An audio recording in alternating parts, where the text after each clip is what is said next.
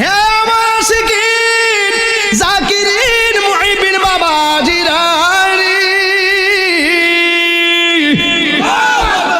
এই হিন্দু মেয়ে বলে কি সুন্দর করে মাটি দিয়ে চলে আসে, কত মায়া।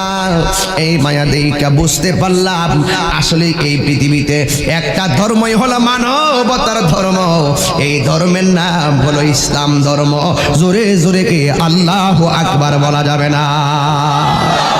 এই জন্য মা বাপ সাইরা কবরের ভিতরে যাইবেন, কিন্তু কবরের ভিতরে তিনটা প্রশ্ন করা হবে।